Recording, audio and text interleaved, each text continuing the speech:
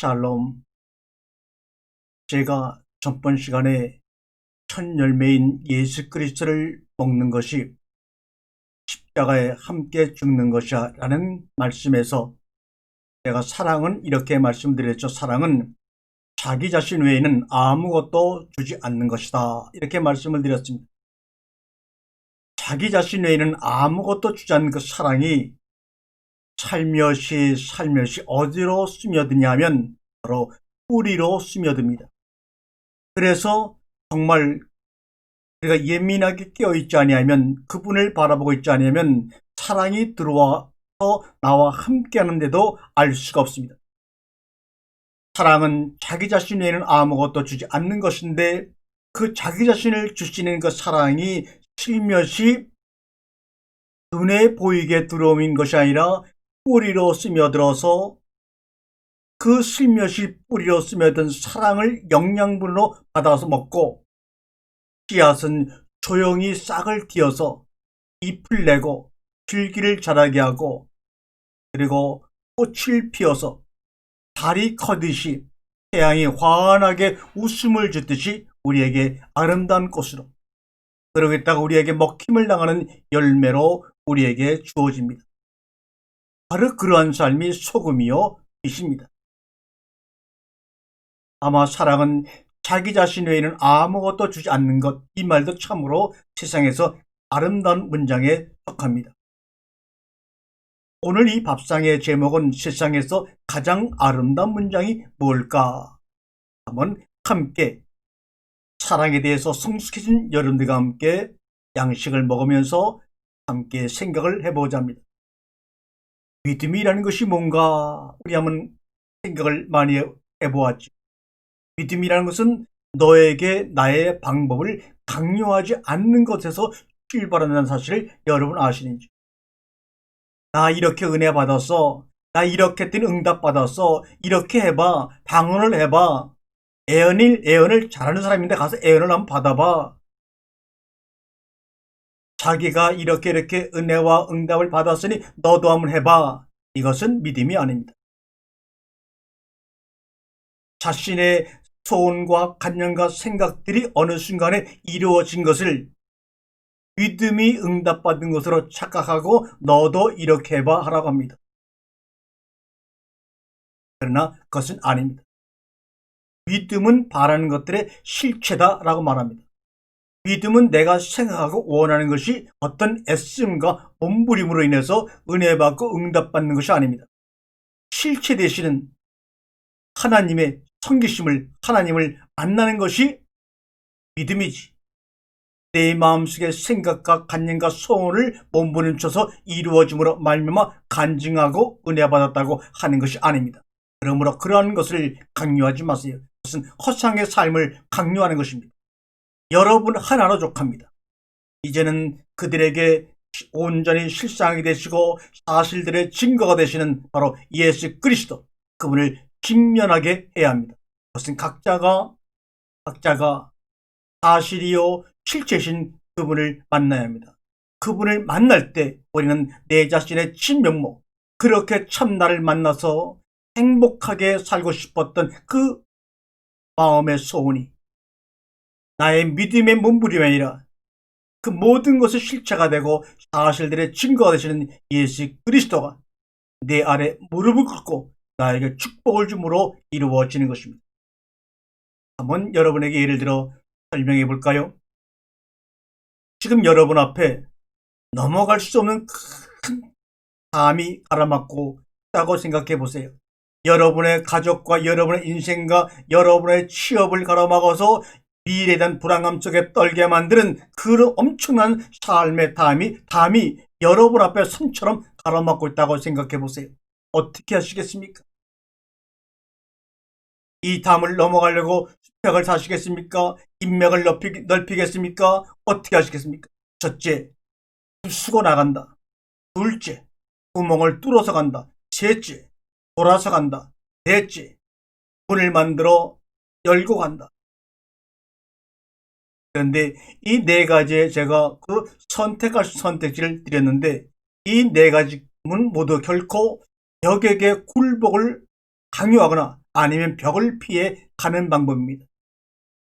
지금 하나님이 창조한 내가 생명이 없는 저 벽을 향해서 불복을 강요하거나 내가 하나님이 창조한 만물의 영장이니 너는 꼭 내 말을 들어야 하고 불복을 강요하거나 그것을 믿음이라고 우리는 생각합니다. 아니면 나는 지혜로운 사람이야. 저걸 그렇게 부수거나 뚫을 필요가 뭐가 있어. 내가 피해가면 되지. 이 둘 중에 하나를 사람들은 신앙이라고 생각하고 그렇게 이루어졌을 때 그것을 응답받았다, 은혜받았다, 남에게 간증합니다. 이 모든 내가 여러분이 말씀드린 네 가지의 부수고 간다, 구멍을 뚫어서 간다, 돌아서 간다, 문을 열고 간다. 이것은 다 무슨 말입니까? 내 인생을 막고 있는 너 벽아, 가마, 나는 너와는 결코 소통하지 않겠다는 일방적인 선언입니다. 벽을 허물려다 또 하나의 벽을 쌓고 마는 방법입니다. 이것은 능력의 문제를 이야기하고 있습니다. 내가 주님께 기도하고 예수의 이름으로 은혜를 받아고 은사를 받아서 내가 너를 굴복시키고 말 거야. 능력의 문제를 이야기하고 있습니다. 믿음은 능력의 문제라고 생각을 합니다. 나의 믿음에 따라 행위에 따라 순종에 따라 열심에 따라 주어지는 결과를 보고 믿음이라고 합니다. 겉에 드러나는 자기의 생각대로 겉에 이루어지는 현상을 보고 거기에 포커스에 맞춰서 우리는 내가 믿음이 있다면 저 산을 들어 바다에 빠지려 할지라도 될 것이라고 하는 그 말을 그렇게 능력의 문제로 내 생각과 내 소원이 이루어지는 현상의 문제로만 우리는 여태까지 해석하고 이해하고 받아들였습니다. 그러나 저는 여러분에게 첫 번째, 두 번째, 세 번째, 네 번째 다른 다섯 번째 방법도 있다고 하는 것을 말씀을 드립니다. 이것은 능력의 문제도 아니고 소통의 문제입니다. 하나됨의 문제입니다. 관계의 문제입니다. 이렇게 풀려고 해보질 않아요. 그러면 그 엄청난 내 인생을 가다막는 저 벽에게 그림을 아름답게 그려서 그 벽을 지나는 많은 사람들에게 희망과 소망과 아름다움을 제공할 수 있는 소통의 문제로, 관계의 문제로 하나님과 나세의 문제를 생각해 본 적은 없으십니까? 벽에 그림을 그립니다. 마주보고 이야기하는 아이들의 맑은 얼굴과 깨끗한 웃음을 그립니다. 그리고 벽에게 잠시 시간을 줍니다. 소통의 아름다움을 직접 보고 듣고 느낀 벽이 스스로 몸을 낮춰서 나를 섬기게 할 수는 없습니까? 내가 그를 섬길 수는 없습니까? 이것이 바로 바라크 복입니다. 여러분이 상대방을 이기면 분명히 1등이지만 나 자신을 이기면 인류가 되는 것입니다. 1등보다 인류가 영원한 것입니다. Only one.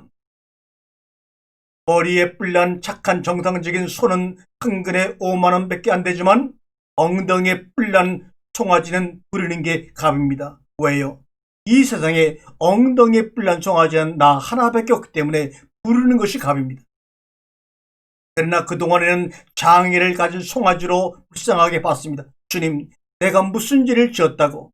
남들은 머리에 뿔이 나는데 나는 엉덩이에 뿔이 나가지고 이렇게 일생을 이렇게 살 수밖에 없습니까? 이 엉덩이에 뿔을 뽑아서 머리에 나게 해 주시옵소서. 믿습니다.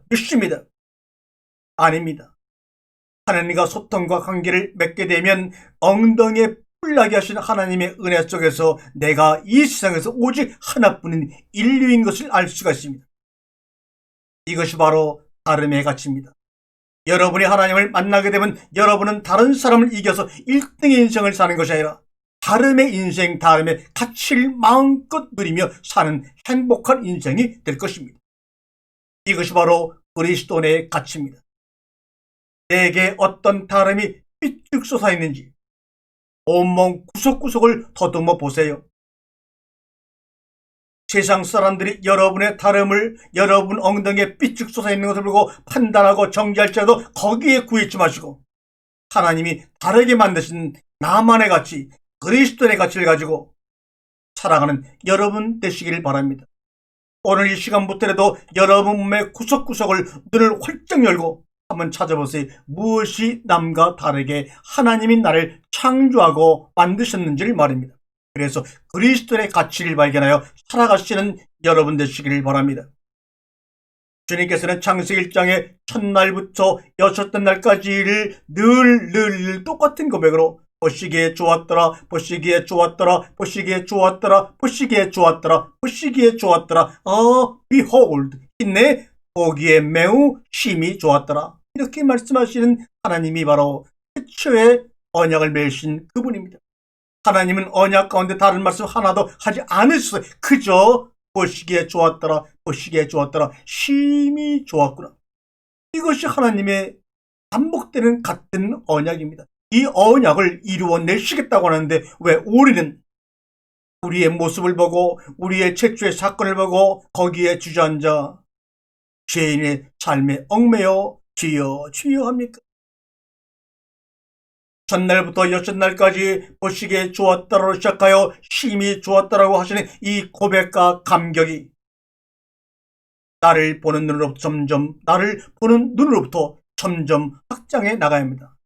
하늘과 땅을 창조하시고 그 하늘과 땅이 점점 확장되어 나가지요. 하늘에서 내려오신 그분이 우리 앞에 무릎을 꿇고 땅과 하늘이 만나도록 하셔서 점점 그 확장되어 나가 우리를 하늘로 올려 가십니다. 이것 생육하고 번성하고 정복하라고 하는 것입니다.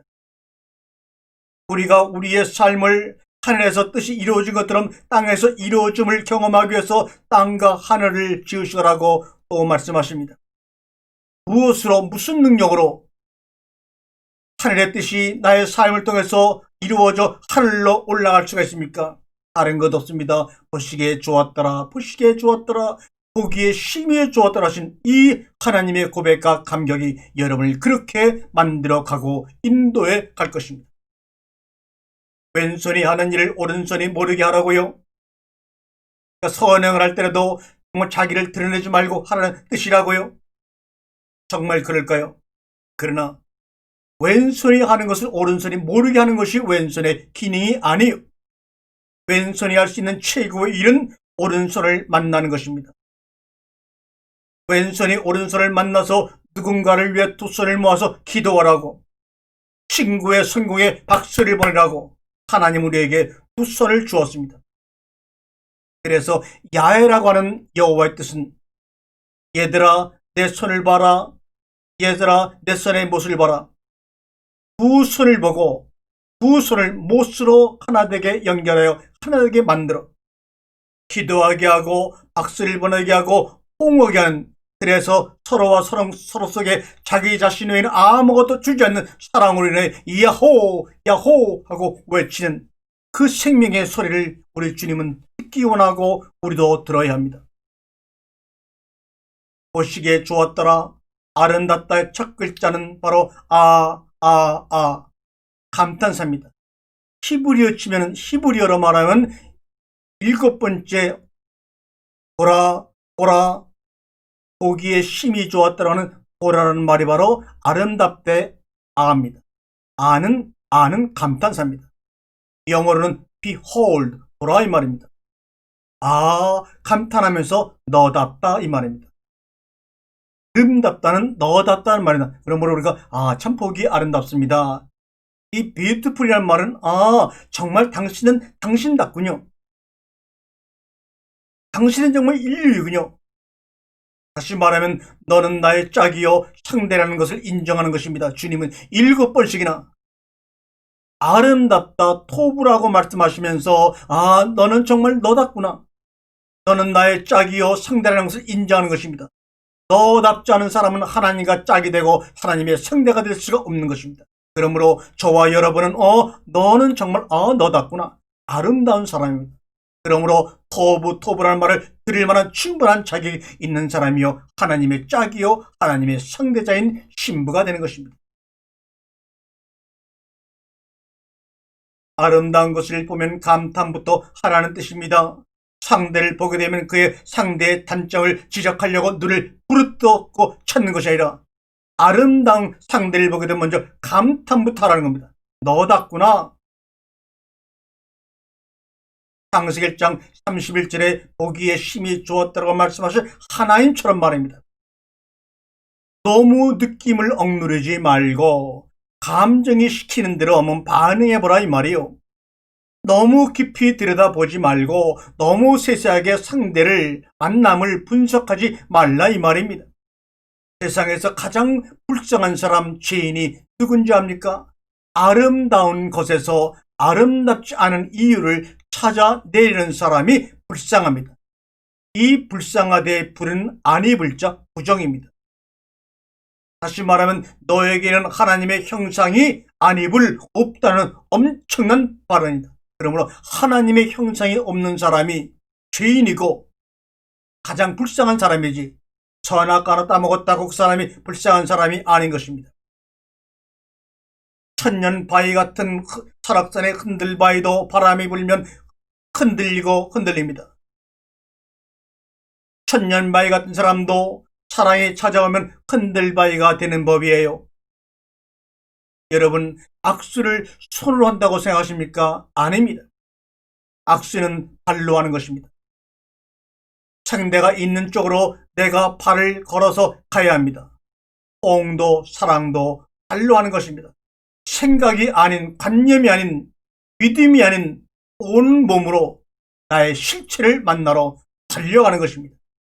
그런데 세상의 모든 사람들의 발이 족쇄에 지금 묶여서 달려가서 호응도 하지 못하고 악수도 하지 못하고 박수도 치지를 못하고 있어요. 그럼 그 발을 묶고 있는 족쇄가 무엇입니까? 무엇이 내 인생의 족쇄로 작용해서 내 발을 묶고 있을까요? 취업의 문제입니까? 실업의 문제입니까? 경제의 문제입니까? 건강의 문제입니까? 여러분이 믿고 있는 종교 교리가, 여러분의 교회가, 스마트폰이 여러분을 묶고 있습니까? 그래서 저는 말씀드린 제목처럼 세상에서 가장 아름다운 문장을 고르라고 한다면 이것을 말합니다. 나는 너를 사랑해. 이것처럼 가장 단순하면서도 명쾌하게 가장 아름다운 문장이 어디 있을까요? 나는 너를 사랑해. 이 말은 너 없으면 나는 문장 하나 만들 수 없는 불완전 명사가 됩니다. 나는 너를 사랑해서 나는이라는 단어, 너라는 단어가 없어지면 완벽한 문장을 만들어낼 수가 없습니다. 너 없으면 세상에서 가장 아름다운 문장이 완성될 수가 없는 것입니다. 태초에 하나님이 천지를 창조하시니라 내가 하늘과 땅을 창조했다고 말하는 이 말도 그 말을 듣고 경험하며 누릴 수 있는 상대 너가 없으면 창세기 1장 1절의 문장도 미완성으로 끝날 수밖에 없습니다. 가장 흉측한 말로 남을 수밖에 없습니다. 출애굽기 3장 14절에서 모세가 하나님의 이름을 물을 때 하나님은 이렇게 말합니다. 나는 나다. 이 말은 뭡니까? 나는 너를 사랑해 이 말입니다. 네가 내 앞에 없으면 나는 아무것도 아니야. 나는 세상에서 하나의 문장도 완성할 수 없는 자야 라고 하는 것을 모세에게 이야기하고 고백하고 계신 것입니다. 그래서 하나님은 하나님을 창조물을 다시 말하면 하나님의 형상을 이룬 그 상대를 너를 만나기 전까지는 나는 내가 라고 자신을 표현하지 않았습니다. 아니 표현할 수가 없었다는 말이 맞겠지요. 그래서 창세기 1장에서 하나님은 하나님 자신이 나는이라고는 아니 아노키라고는 히브리어 인칭대명사를 사용하지 않으신 이유입니다. 특히 창세기 1장에서는 나에게 너가 없는 천지는 아무 의미가 없다는 것을 말씀하시려고 했던 것이 아닐까요? 이것이 바로 하나님과 여러분 사이요, 하나님과 나 사이요, 하나님과 우리 사이입니다. 이것이 태초의 모습이고 태초의 언약이고 태초의 말씀이고 태초의 소리요 생명입니다. 그래서 하나님은 창세기 1장 26절에서 사람을 만드실 때 나는 사람을 만들 거야 하지 않으시고 우리가 사람을 만들 거야 라고 하십니다. 그것은 뭡니까? 너와 내가 합해지면 우리가 되는 것처럼 우리가 사람을 만들 거야 라고 하는 말씀 속에는 너를 예상하고 하시는 하나님의 3인칭 복수입니다. 하나님과 우리가 만들어가 창조를 완성해 나가는 것이지 너가 없는 하나님의 창조 완성은 아무 의미가 없는 겁니다. 그래서 창세기 1장 27절에 와서는 우리라는 단어가 사라져버렸습니다. 왜요? 하나님 앞에 내가 있으니 우리라는 단어를 스스로 쓰실 필요가 없죠. 나는 너에게라고 하실 수밖에 없는 것입니다.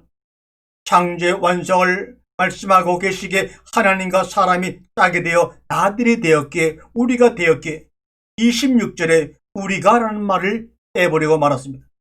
26절에 우리라고 하는 말은 미완료입니다. 그러나 27절에 창조라고 하는 말은 이제 너와 내가 짝을 이루었으니 온전히 완성되었다고 해서 완료형 동사 바라를 쓴 것입니다.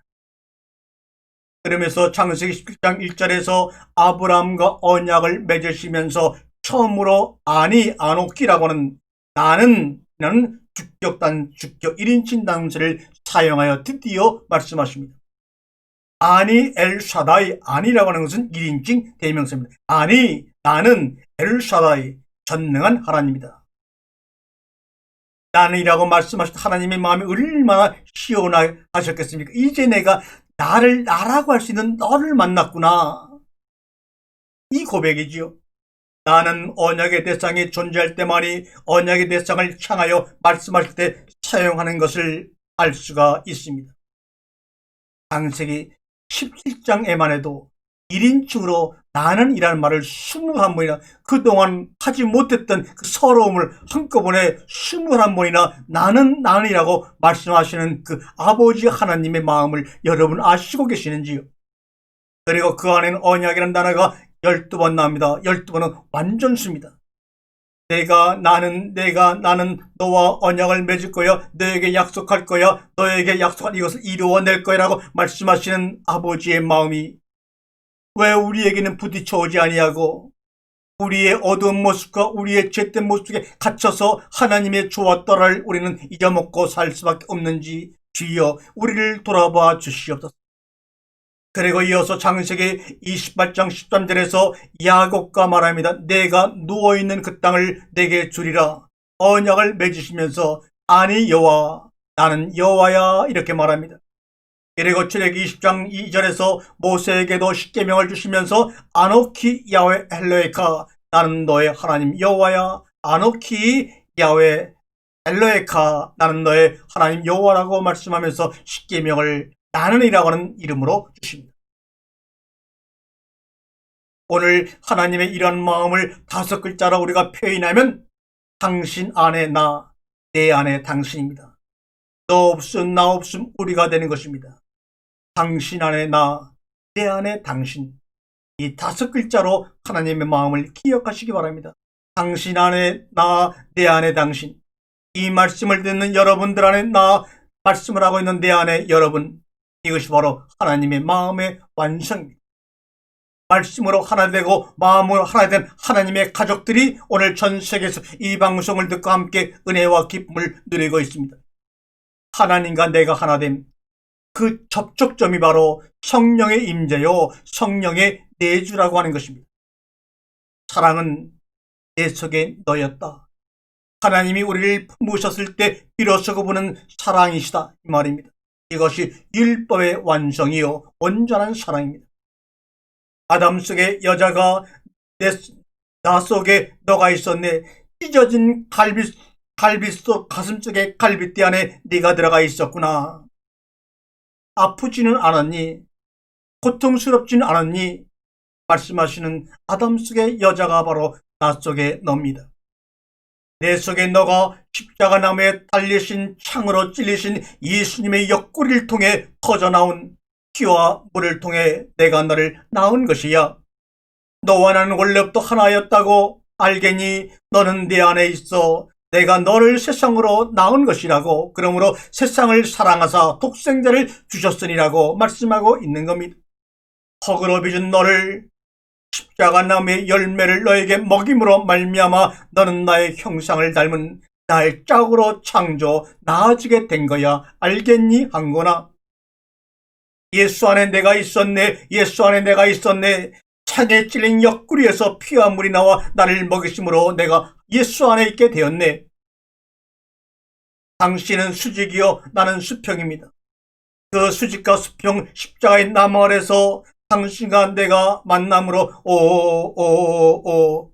우리는 감격할 수밖에 없어요. 분별이 사라집니다. 선악이 사라집니다. 내가 땅 위에 서 있는 것만으로도 감탄사가 나올 지경입니다. 내가 땅 위에 서 있는 것은 하늘에서 내려오신 예수 그리스도가 땅 밑에 실체로 우리에게 버티고 서 있기 때문에 가능합니다.